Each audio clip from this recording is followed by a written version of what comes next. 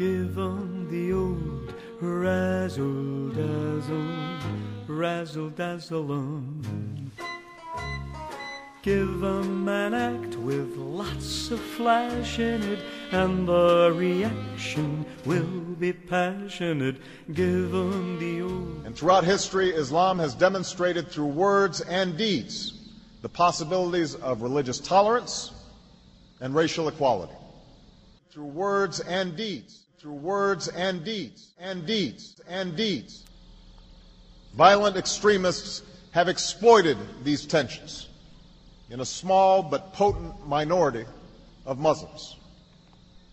The attacks of September 11, 2001, and the continued efforts of these extremists to engage in violence against civilians has led some in my country to view Islam as inevitably hostile not only to America and Western countries, but also to human rights.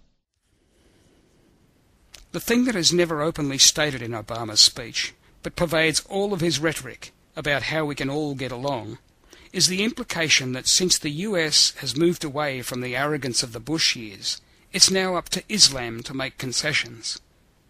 But the US has done nothing to redress the wrongs of past decades, wrongs that have culminated in the post-9/11 outrages against Islam, all in the name of American interests.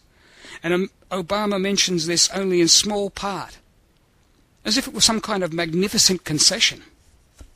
Fine words are only propaganda, and it was the gulf between fine words and deeds that allowed Hitler to lead the German people into a disaster.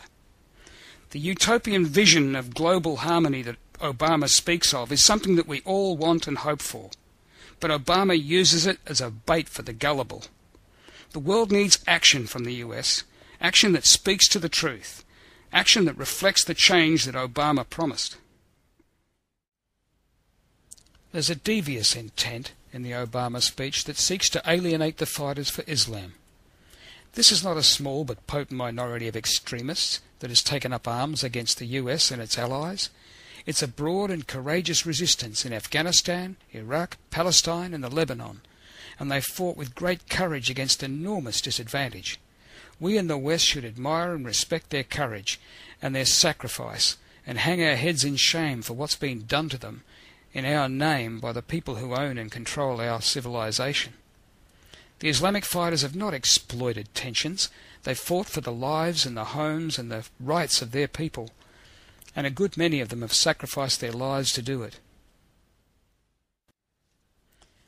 Predictably, Obama makes much of 9/11, but it's by no means clear that Islamists bear the sole responsibility for the attacks of 9/11. All over the world, people can see for themselves the classic planned demolition of 3 diverse buildings that was not caused by the collisions of 2 hijacked jet planes.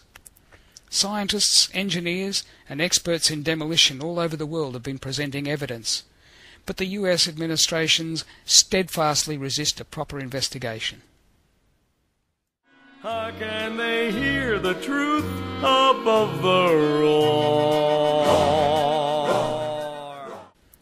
Obama's hypocrisy on the matters of human rights and violence against civilians is outrageous. In the short time of Obama's presidency, there have been hundreds of civilian deaths in Afghanistan, and the barbarity of Israel's attack on Gaza was invisible to Obama. The vast majority of deaths in Afghanistan, Iraq, the Lebanon, and Gaza have been civilians, a great many of them children. For Obama, the president of a country that invented the term collateral damage, to speak from the moral high ground about such things is disgusting. What if, in fact, you're just disgusting? Our society has become so corrupt and degraded by the greed of the people who own and control it, that people who understand the state of things have lost the will to participate in our collective goals with the same zeal and commitment that we once had. It's the beginning of a decay of a civilization. The insincerity of Obama's speech is already unravelling, and it serves only to undermine the hope of rebuilding trust with Islam. And it wastes the groundswell of goodwill that was granted to Obama by a people who trusted his promise of change. Obama needs to show the goodwill of action, and then come with humility to seek an honest peace with Islam. Anything else, win or lose, is a disaster for our civilization.